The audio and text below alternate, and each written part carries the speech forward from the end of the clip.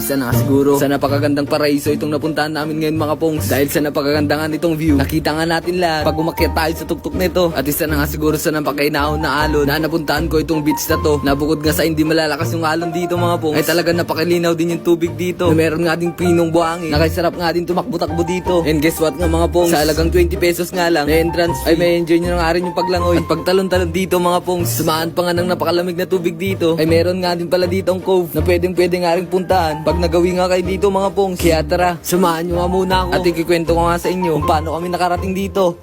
Una nga ay bumiyahe kami papuntang Gataran mga pongs, dahil sa atin nga tayo ng isang youth camp na invitado tayo. At syempre magpagas nga muna tayo dito mga pongs, dahil sa malayo-layo nga din yung biyahe. Naabutin ka nga ng 4 na litro para makarating doon, na habang nga binabaybay namin ng kasama ko itong daan, ay bigla nga kami dinalaw ng gutom, na dito nga tayo nag-stop over dito sa may paboritong kainan ng mga bumabiyahe. Dahil sa mapuno at presko nga dito mga pongs, na masasabi natin na ito talaga yung masarap na moment pag nagbabiyahe tayo o nagra-ride. Mas mafe-feel nga natin yung biyahe natin kapag nag-stop over tayo sa isang lugar para kumain o magpahinga. Kaya after namin kumain mga pongs, ay bakbak na nga ulit tayo sa daan, na kung saan nandito na nga rin tayo sa Gataran, na masasabi nating malapit na nga tayo sa ating pupuntahan, na iba na nga yung ihip ng hangin dito mga pongs, na sobrang lamig nga dito parte ng Gataran, na mukhang gagabihin pa nga tayo sa daan hanggang sa makarating na nga tayo dito sa lugar nila, kung saan nga gaganapin yung youth camp, na first time nga lang natin dumalo sa mga ganto, na dito na nga rin kami mismo sa church sa tulog, na bukod nga sa mapalapit tayo kay Lord mga pongs, ay bibigyan din tayo ng aral dito sa mga gagawin nating decision sa buhay natin at sa mga tatahakin natin landas. Nakasama nga si God dyan syempre. At 3 araw nga din pala itong youth camp natin. Meron nga din palang mga palaro gaya ng basketball at volleyball nga mga pongs, na bukod doon meron nga din pageant na naganap dito, na marami pa nga ibang laro na ginawa, na para mas mag-enjoy nga at sumaya yung mga campers na pumunta dito, na lahat nga din naman nanalo dito mga pongs, ay mabibigyan nga din ng premyo, na bukod sa mga palaro dito mga pongs, ay may mga task din pala tayong kailangan sundin dito, gaya ng paghugas ng mga pinggan na kinainan ng mga kasama nating campers, na yung iba nga ay naglilinis naman ng church, na kailangan din natin magising na umaga dahil sa maaga nga natin sisimulan yung mga araw natin dito para sa devotion, hanggang sa matapos nga natin yung 3 araw na youth camp, na busog nga yung kaluluwa natin at mas napatatag pa nga natin yung connection natin kay God, ay babiyahin naman tayo papuntang Claveria, na kung saan doon natin gaganapin yung huling araw ng ating youth camp, na dito nga tayo sa Barangay Diliano, na kung saan matatagpuan nga itong Centinela Beach, na 20 pesos nga lang yung entrance, sa 500 to 800 naman yung mga cottages.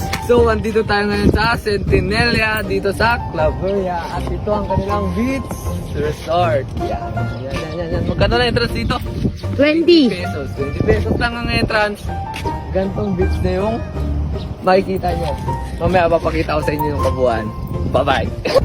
Meron pala lamp door na pwedeng kainan, pwedeng pagkinan at pag-charge.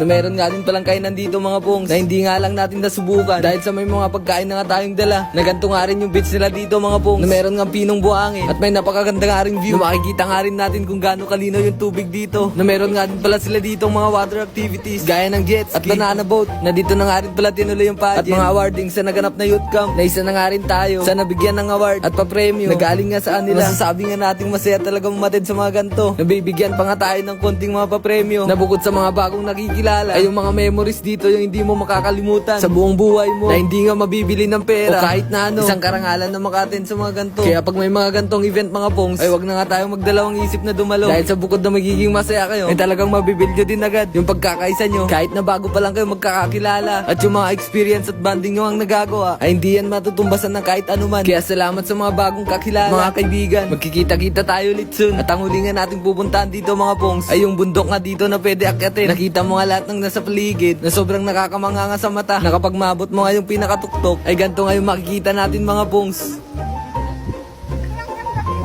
So dito tayo ngayon sa tuktok ng Centinela, at makikita mo talaga yung buong karagatan.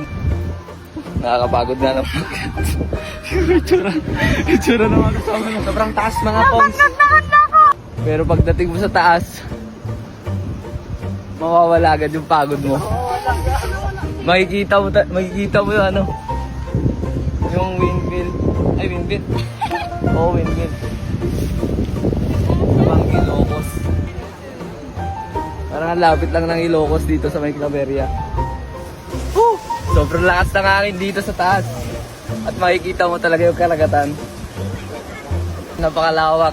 BCS Summer Youth Camp 2024! Why to move?